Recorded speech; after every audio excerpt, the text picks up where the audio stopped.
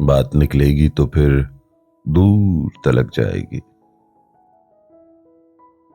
लोग बेवजह उदासी का सबब पूछेंगे।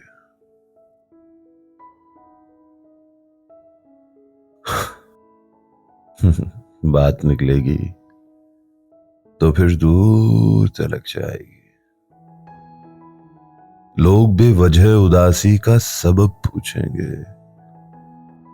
ये भी पूछेंगे कि तुम इतनी परेशान क्यों हो, जगमगाते हुए लम्हों से गुरेज़ां क्यों हो। उंगलियां उठेंगी सूखे हुए बालों की तरफ, एक नजर देखेंगे गुजरे हुए सालों की तरफ।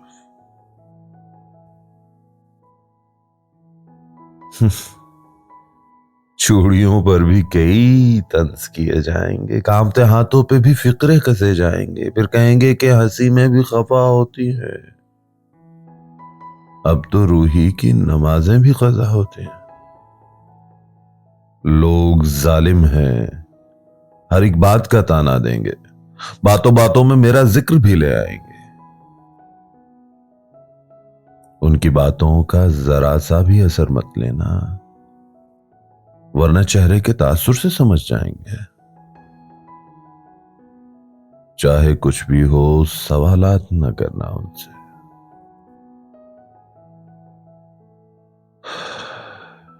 मेरे बारे में कोई बात न करना उनसे। बात निकलेगी